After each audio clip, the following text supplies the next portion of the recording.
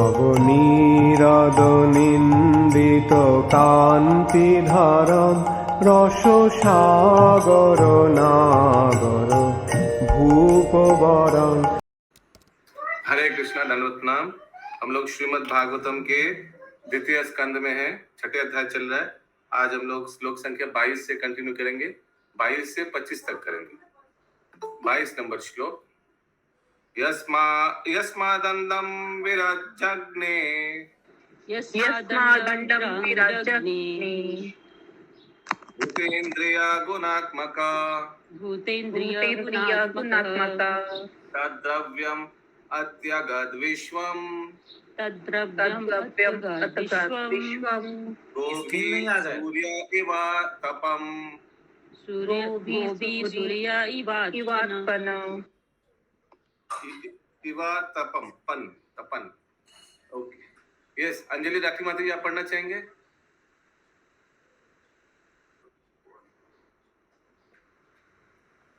Yes, Ratna Prabha माता जी।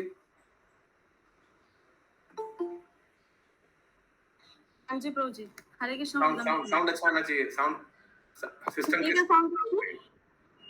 हाँ जी प्रभु जी। अनुवाद पढ़िए, फिर हमको समझ में आएगा। पढ़िए अनुवाद। ठीक। श्री भगवान से सारे ब्रह्मांड तथा समस्त और बेटर हो सकता है हेडफोन है, हेडफोन, ईयरफोन। प्रभु जी हेडफोन है, उसमें से आवाज वहां पे नहीं पहुंच रहा है। अच्छा, नंदिनी माता जी कंटिन्यू। हरे कृष्णा, दंडवत प्रणाम। भगवान के सारे ब्रह्मांड तथा समस्त भौतिक तत्वों, गुणों एवं इंद्रियों से युक्त विराट रूप उत्पन्न होते हैं। माता जी साउंड बढ़ा सकते हैं आप? फिर से साउंड थोड़ा हाई हो सकता है। भगवान से सारे ब्रह्मांड तथा समस्त भौतिक तत्वों, गुणों एवं इंद्रियों से युक्त विराट रूप उत्पन्न होते हैं। फिर भी वे ऐसे भौतिक प्राकट्यों से उसी तरह रहते हैं जिस तरह सूर्य अपनी किरणों तथा ताप से। माता जी पीछे कुछ बैकग्राउंड आवाज आ रहा है। प्रभु वो नीचे कुछ हाँ, काम हो रहा है। माता जी पढ़िए 22 नंबर ट्रांसलेशन। एक मिनट प्रभु।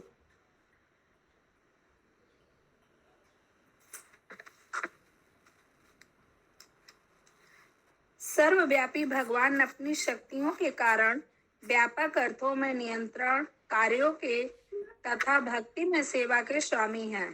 वे समस्त परिस्थितियों की वास्तविक विद्या तथा अविद्या दोनों के परम स्वामी। हरे कृष्णा माता जी, आप शायद गलत श्लोका पढ़ रहे हैं। 22 पढ़ना है। 22 माता जी स्पीकर सामने रखिए, स्पीकर।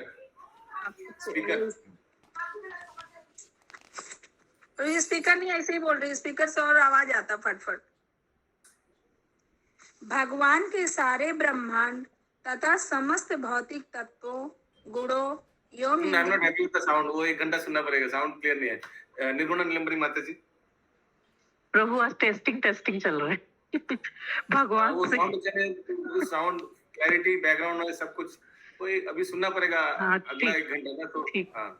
भगवान से सारे ब्रह्मांड तथा समस्त भौतिक तत्वों, गुणों एवं इंद्रियों से युक्त विराट रूप उत्पन्न होते हैं। फिर भी वे ऐसे भौतिक प्रकाटियों से उसी तरह पृथक रहते हैं जिस तरह सूर्य अपनी किरणों तथा ताप से पृथक रहता है। तात्पर्य, पिछले श्लोक में परम सत्य को पुरुष कोई प्रश्न है? नहीं प्रभु। अच्छा, गूगल हाथ उठाया आपने। यस, पिछले श्लोक। हाँ पंकज को एक मिनट। ये जो ऊपर अभी अनुवाद आया उसमें जो बता रहे ब्रह्मांड, भौतिक तत्व और ये सब से, तो ये अलग अलग उत्पत्ति बता रहे हैं कि विराट रूप का उत्पत्ति होता है जिसमें ये सब इंक्लूडेड है।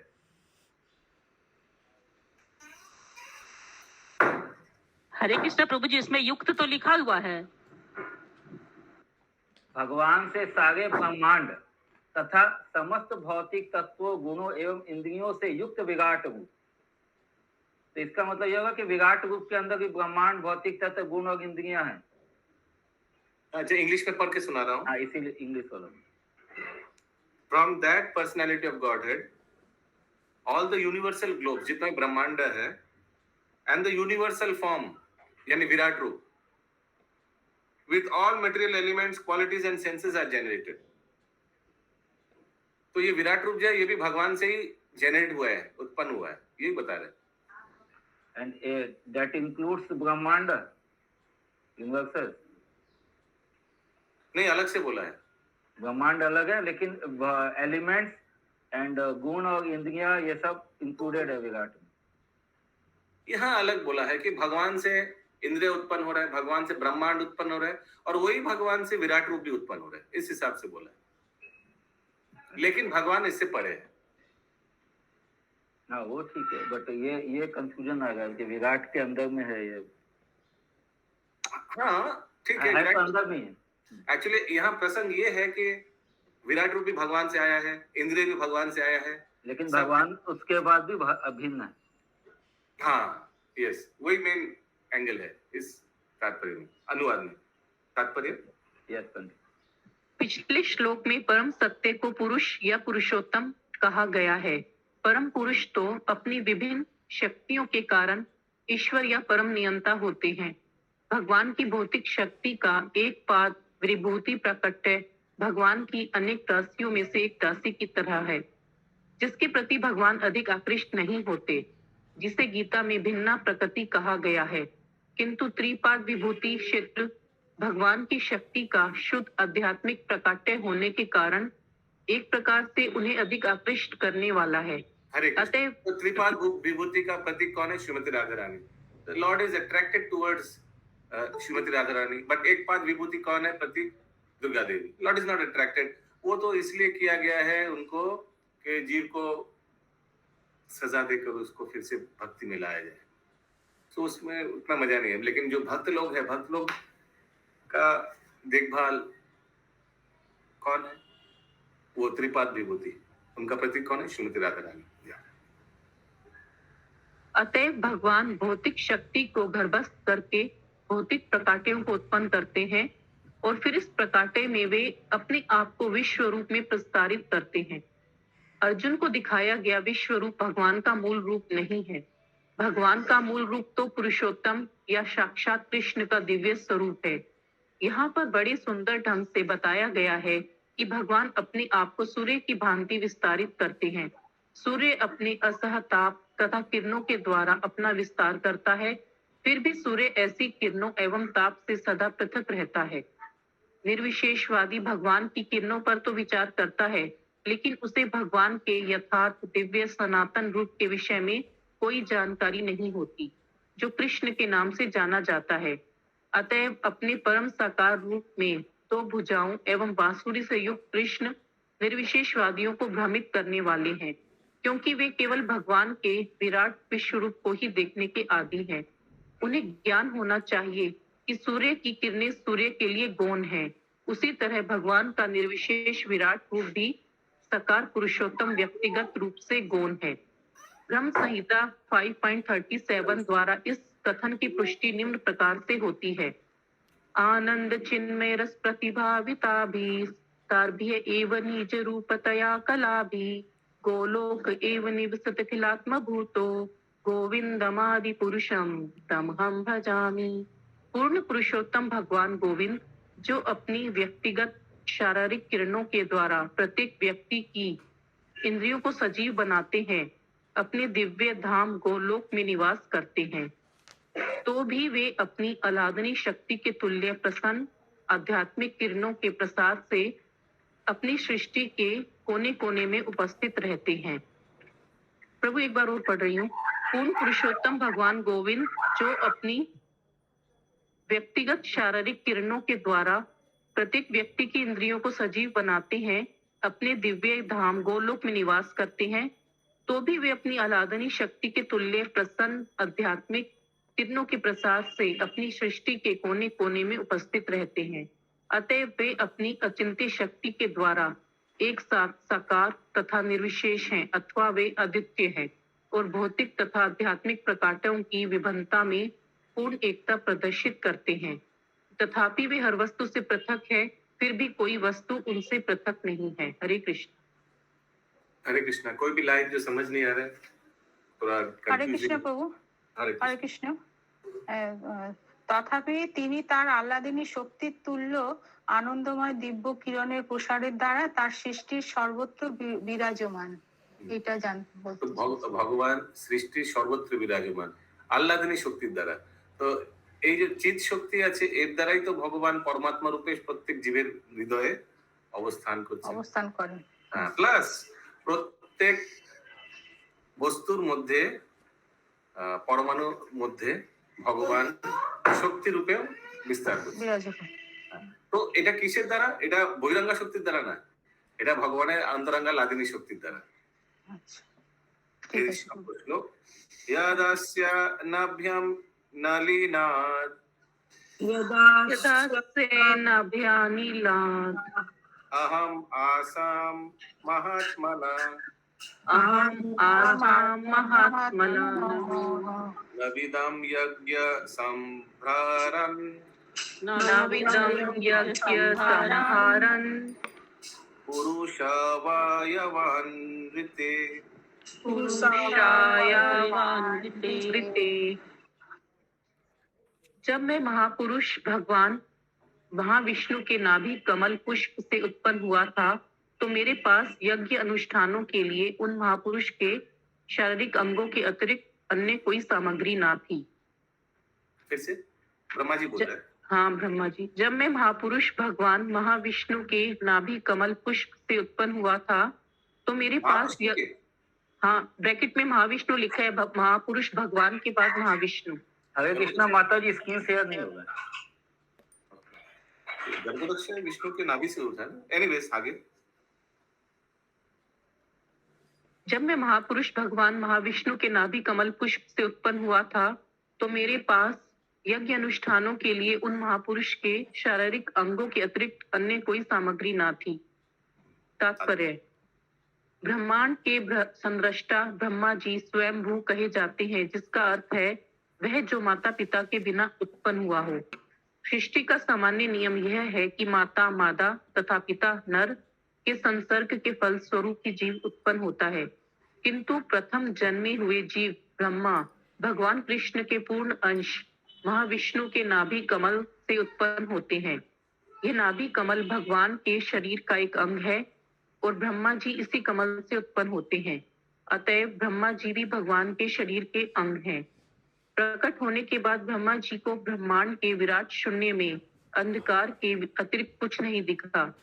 उन्हें बेचैनी हुई और उनके हृदय में से भगवान ने उन्हें प्रेरित किया कि वे तपस्या करें, जिससे यज्ञ अनुष्ठान के लिए सामग्री प्राप्त हो सके। लेकिन इन दोनों अर्थात भगवान महाविष्णु तथा भगवान के अंग से जन्मे ब्रह्मा के अलावा वहां अन्य कुछ भी न था। यज्ञ अनुष्ठान के लिए अनेक सामग्रियों की विशेष रूप से पशुओं की आवश्यकता थी। पशु यज्ञ कभी भी पशु हत्या के निमित्त नहीं किया जाता, अपितु यज्ञ को सफल बनाने के लिए किया जाता है। यद्यपि यज्ञ अग्नि में भेंट किया गया पशु नष्ट हो गया प्रतीत होता है, किंतु पटु पुरोहित द्वारा उच्चारित वैदिक मंत्रों से अगले क्षण उसे नवीन जीवन प्रदान कर दिया जाता है। जब ऐसा पटु पुरोहित उपलब्ध नहीं होता, तब यज्ञ की बलि वेदी में पशु यज्ञ करना वर्जित है। इस तरह ब्रह्मा ने यज्ञ की सामग्री भी गर्भोदक्षाई विष्णु के अंगों से ही तैयार की, जिसका अर्थ यह हुआ कि ब्रह्मा ने इस ब्रह्मांड की सृष्टि की। यद्यपि शून्य से कुछ उत्पन्न नहीं होता है, किंतु भगवान के शरीर से प्रत्येक वस्तु उत्पन्न होती है। भगवद गीता 10.8 में भगवान कहते हैं, अहम सर्वस्य प्रभवो मतः सर्वम प्रवर्तते। प्रत्येक वस्तु मेरे शारीरिक अंगों से निर्मित है, अतः मैं ही समस्त सृष्टि का मूल स्रोत हूँ। निर्विशेषवादियों का तर्क है कि जब प्रत्येक वस्तु साक्षात भगवान के अतिरिक्त कुछ नहीं है, तो भगवान की पूजा करने से क्या लाभ है। किंतु सगुणवादी बड़ी ही कृतज्ञता के भाव के साथ भगवान की पूजा भगवान के शारीरिक अंगों से उत्पन्न हुई सामग्री का उपयोग करते हुए करता है। हरे Krishna. The impersonalists argue that there is no use in worshipping the Lord when everything is nothing but the Lord himself. जब हर एक वस्तु भगवानी है, तो भगवान को पूजने से क्या फायदा है। ये निराकारवादी लोग बोलते हैं। The personalists, however, worship the Lord out of great sense of gratitude, utilizing the ingredients born out of the bodily limbs of the Lord. तो फिर साकारवादी यानी उन लोग क्या बोलते हैं, अगर सब कुछ भगवान है तो ये मूर्ति भी भगवान है, तो उनको क्यों नहीं पूजेंगे? और जो भी उत्पन्न किया सामग्री है उससे पूजेंगे, जो भगवान के शरीर से ही उत्पन्न हुआ है। आगे फल तथा फूल पृथ्वी के शरीर से प्राप्त होते हैं, फिर भी बुद्धिमान भक्त पृथ्वी से ही उत्पन्न हुई सामग्री से माता पृथ्वी की पूजा करते हैं। इसी प्रकार माता गंगा की पूजा गंगा जल से की जाती है, फिर भी पूजक को ऐसी पूजा का फल मिलता है। भगवान की पूजा भी भगवान के शारीरिक अंगों से उत्पन्न हुई सामग्री द्वारा की जाती है, तो भी पूजक तो स्वयं भगवान का अंश है, भगवान की भक्ति का फल प्राप्त करता है। एक और जहां निर्विशेषवादी त्रुटिवश इस निष्कर्ष पर पहुंचता है कि वे साक्षात भगवान है, वहीं सगुणवादी अत्यंत कृतज्ञता पूर्वक भक्ति भाव से भगवान की पूजा करता है और जानता रहता है कि भगवान से भिन्न कुछ भी नहीं है। अतएव भक्त प्रत्येक वस्तु को भगवान की सेवा में लगाना चाहता है, क्योंकि वह यह जानता है कि प्रत्येक वस्तु तो भगवान की संपत्ति है। उसे कोई भी व्यक्ति उसे खुद की संपत्ति होने का दावा नहीं कर सकता। यह एकात्म की पूर्ण धारणा पूजक को भगवान की प्रेमा भक्ति में रत रहने में सहायक होती है, लेकिन निर्विशेषवादी झूठे ही गर्वित होकर सदा अभक्त बना रहता है और भगवान कभी उसे मान्यता प्रदान नहीं करते। हरे Krishna. This perfect conception of oneness helps the worshipper in being engaged in his loving service, whereas the impersonalist, being falsely puffed up, remains a non-devotee forever, without being recognized by the Lord. Yes, किसी का कोई प्रश्न है? कोई sentence? हरे कृष्ण प्रभु। हरे कृष्ण। যজ্ঞাগ্নিতে উৎসর্গিত পশু যদিও বিনষ্ট হয়, কিন্তু পরমুহূর্তে দক্ষ পুরোহিতের বৈদিক মন্ত্র উচ্চারণের ফলে তা নবজীবন লাভ করে। এই প্রকার সুদক্ষ পুরোহিত না থাকলে যজ্ঞাগ্নিতে পশু উৎসর্গ করা নিষিদ্ধ। মানে তাহলে এরকম ভাবে সেই পশুকে একটা পুনর্জন্ম, সুন্দর শরীর দেওয়ার যদি কারোর ক্ষমতা না থাকে যজ্ঞানুষ্ঠান দ্বারা, তাকে তাহলে পুরো মানে তখন পশু বলি যেন না করা, পশু যেন যজ্ঞ অনুষ্ঠানে আহুতি না দেওয়া হয়। কারণ কি এতে তার ক্ষতি হয়ে যাবে, শরীরটাও চলে যাবে আর কোনো লাভও হবে না। আচ্ছা, মানে যজ্ঞ অনুষ্ঠানে যদি কোনো পশু মানে মারা যায় আর কি, আহুতি দেওয়া হতো কেন? কারণ কি কোনো বৃদ্ধ পশুকে আহুতি দেওয়া হতো, আর সেই বৃদ্ধ পশু নব জীবন লাভ করতো, নব শরীর লাভ করতো, যেটা আরো সুন্দর শরীর, আরো পক্ত শরীর। अच्छा अच्छा। हरे कृष्ण प्रभु जी। हरे कृष्ण। तो जी ब्रह्मा जी पशुओं का बलि जैसे ये सब ना कहीं गए मतलब उतरता नहीं कि मतलब जब हम लोग को बोला गया चार नियम का उल्लंघन नहीं करने, मतलब जीव हत्या नहीं करने, तो बलि भी जैसे कुछ तो प्रमोट करता है ना प्रभु जीव हत्या का थोड़ा बहुत? नहीं, नॉट एट ऑल। सी, चार नियम में है no meat eating, no killing of animals नहीं है। ओके, एक नंबर। दो नंबर तो जाता है प्रभु, नो मीट ईटिंग लिखा हुआ है। चार नियम में क्या है? मांसाहार वर्जन, मांस आहार वर्जन। ये किलिंग जो हो रहा है ये उसका भलाई के लिए हो रहा है और ये शास्त्र सम्मत है। It is there in the scripture. प्रसाद समझता है ना प्रभु, बलि चढ़ा के प्रसाद जैसे फल फूल प्रसाद। ये आहुति, बलि और आहुति में फर्क है। ये कोई बलि वो माता के बलि माँ वो देवी के सामने बलि वली होता है, ये यज्ञ अनुष्ठान में आहुति दिया जाता है। ओके, स्वाहा ऐसे आहुति दिया जाता है, वो अग्नि में उसको प्रविष्ट किया जाता है। ये अग्नि जो है यज्ञ कुंड में, वो भगवान का मुख के तुलना किया जाता है। भगवान वो अग्नि कुंड से आहुति ग्रहण करता है। ठीक है, फिर भी प्रभु फिर भी थोड़ा सा जमता नहीं जमने का क्या है? इससे तो उस पशु का भी मंगल हो रहा है ना, वो वृद्ध पशु हम लोग अपने नजरिए से देख रहे हैं ना प्रभु कि मंगल हो रहा है, तो जो तर्क वाले तो यही बोलेंगे ना, आप लोग में हुआ तो मंगल, हम लोग करें तो मंगल, यही तो बोल सकता है। तर्क वाले तो हर एक चीज को बोलेगा, लेकिन भक्त लोग इसको समझ जाता है और इसको स्वीकार कर लेता है। यही तो फर्क है तर्क और जो इस्कॉन के भक्त लोग या गौरी वैष्णव। भगवान पशुओं का क्यों प्रभु बलि जो बोले मुख के द्वारा लेते हैं? फिर तो बलि फिर वर्ड यूज मत कीजिए, बलि वर्ड आहुति बोलिए, भूल गया आहुति भी, तो मतलब भगवान आहुति क्यों लेंगे एक पशु का आहुति? तो कहीं मतलब ये चीज जब पत्रम पुष्पम फलम तो हम भगवान ही बोले हैं। ऐसा नहीं कि भगवान उसको खाएगा।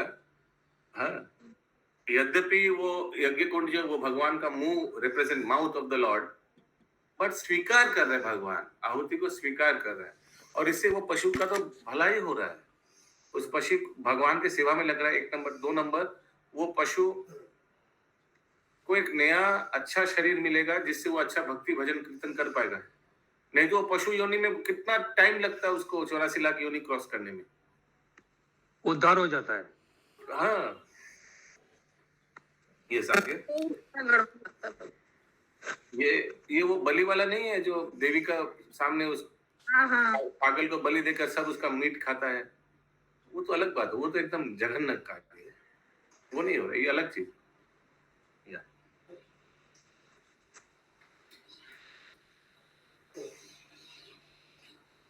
और देखिए ये मंत्र द्वारा उच्चारण इधर बताया गया कि जब वो आहुति दिया जाता है ना तो बहुत मंत्र उच्चारण करते हैं यज्ञ पंडित लोग। ये भक्त है भगवान के और उसमें बहुत उच्चारण करके भगवान को ये आहुति को ग्रहण करने के लिए अनुरोध किया जाता है और इससे इस पशु का अच्छा अगला शरीर होगा, भक्तिमय शरीर होगा, वो भी प्रार्थना किया जाता है इस मंत्र द्वारा। उस पशु का कल्याण होता है। 24 नंबर श्लोक। तेषु यज्ञस्य पाशव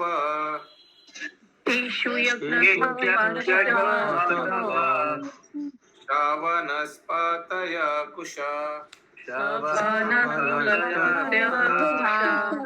इदं च देव यजनम् कालश्चोर गुणान्वितः। और एक चीज याद रखिएगा कि अभी हम भी देखे नहीं कभी पशु बलि या पशु यज्ञ आहुति देना, लेकिन ये जब पशु को आहुति दिया जाता था यज्ञ अनुष्ठान में तो मत सोचे कि पशु छटपट करता था, छटपट छटपट आग में ऐसे, और फिर आस्ते आस्ते पूरा शरीर जल जाता था, ऐसा नहीं है। आई एम श्योर ऐसा नहीं होता था। It used to be more peaceful looking, क्योंकि भगवान स्वीकार करते थे आहुति का और उसको भस्म हो जाता था या अदृश्य हो जाता था, ऐसे कुछ ऐसा नहीं कि पूरा हड्डी वड्डी चमड़ा सब जल जाता था और बहुत बास उधर पूरा गंधवास क्या बास आ रहा है, जल गया, ऐसा ऐसा कुछ नहीं है। ऐसे क्रीमोटेरियम ग्राउंड जैसा नहीं होता था पशु, जब पशु को आहुति दिया जाता था ऐसा नहीं होता था। बहुत पवित्र सुगंध, आई एम श्योर ऐसा आता था। आई डोंट नो इसमें कब डिटेल दिया रहेगा या दिया है। आई डोंट थिंक इट लाइक जैसे भौतिक कोई शमशान घाट पूरा गंध आसे ना, शमशान घाट जाने से एकदम बांस मार रहा है जला हुआ शरीर का, ऐसा नहीं होता।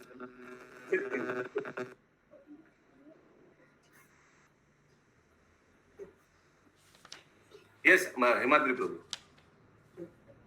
हरे कृष्ण प्रभु जी, कली युग में तो बलि का पालन है, कली युग का लिए मतलब पालन किया गया है। हाँ, कलयुग के लिए सब संकीर्तन यज्ञ रेकमेंड किया गया। Excellent point. Yes yes. अनुवाद। यज्ञोत्सवों को संपन्न करने के लिए फूल, पत्ती, पुष्प जैसी यज्ञ सामग्रियों के साथ साथ यज्ञ वेदी तथा उपयुक्त समय वसंत की भी आवश्यकता होती है। For performing sacrificial ceremonies, one requires sacrificial ingredients such as flower, leaves and straw. वो straw लगता है, मालूम है ना, कुछ घास लगता है एक तो बैठने के लिए, और आप लोग देखे होंगे अंगूठी जैसे पहना भी देता है ना कुछ घास को। Yes, along with sacrificial altar, यानी यज्ञ कुंड है ना, यज्ञ कुंड लिखा होगा एंड अ सुटेबल टाइम, यानी एक समय दिया जाता है, इस समय के बीच यज्ञ कराना चाहिए। आप लोग में से कौन कौन घर पे अरे कभी ना देखिए कभी बाबूजी, यहाँ यज्ञ हिंदी में कराया लिखा है? हुआ है यज्ञ समय में वसंत लिखा हुआ है, तो क्या वसंत इंग्लिश में भी लिखा है क्या? हो सकता है कि वो बहुत सुटेबल टाइम है वसंत। हाँ, इंग्लिश में स्प्रिंग लिखा हुआ है ब्रैकेट में। The only in spring it can be done, or that is one of the other time भी हो सकता है क्या? इंफॉर्मेशन ज्यादा दिया हुआ नहीं है नहीं तो सब अपना स्पेकुलेशन हो जाएगा। एक्चुअली जितना प्रभुपाद ने दिया है उतना एक्सेप्ट कर लीजिए। या यस, आप लोग में से कौन कौन घर में कभी ना कभी यज्ञ किया है, प्रॉपर यज्ञ? गूगल हाथ उठाइए। हाँ, बहुत लोग यज्ञ किया है। Very nice. ऐसे भक्त लोग ना घर पे एक तो नरसिंह यज्ञ कराते हैं, कुछ अगर कुछ ऐसे दुर्घटना या कुछ ऐसे कुछ ठीक नहीं चल रहा है तो नरसिंह यज्ञ कराते हैं। कभी कभी शांति यज्ञ I don't think so. Narasimha यज्ञ और एक तो क्या होता है, भूल जा रहा है।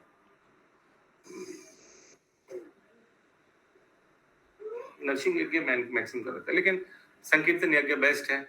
कलयुग के लिए अगर आपको सोचिए कोई नया घर लिया है, कोई नया दुकान लिया है, तो सबसे बढ़िया होगा सब भक्त लोग को बुलाइए, एकदम धमाकेदार कीर्तन होना चाहिए, डांसिंग कीर्तन, और फिर वैष्णव भोजन, ये बेस्ट है।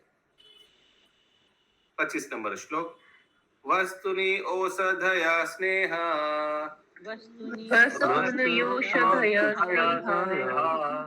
रसलोहा मृदो जलम जलम ऋचो यजुंसी सामानि चातुर्होत्रम च सत्तमा।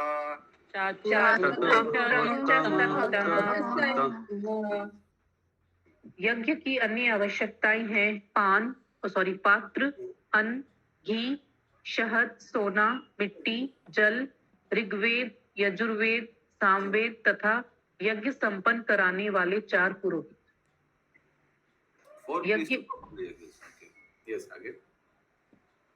यज्ञ को विधिवत संपन्न करने के लिए कम से कम 4 पटु पुरोहितों की आवश्यकता होती है। एक आहुति करने वाला होता, एक उच्चारण करने वाला उद्गाता, एक अग्नि को अन्य अग्नि की सहायता के बिना जलाने वाला अधर्व्यु तथा एक निरीक्षण करने वाला ब्रह्मा। ऐसे यज्ञ प्रथम जीव ब्रह्मा के जन्म काल से ही होते आए हैं और महाराज युधिष्ठिर के शासन काल तक चलते रहे, किंतु आज के कलह तथा भ्रष्टाचार के युग में ऐसे पटु ब्राह्मण पुरोहित अत्यंत दुर्लभ हैं। अतः इस युग में केवल भगवान के पवित्र नाम के कीर्तन यज्ञ की संस्तुति की गई है। शास्त्रों का आदेश है, हरे नाम केवलम कलो नास्ते। हरे नाम एव केवलम। अच्छा, ओनली कलो नास्तेव गतिरन्यथा।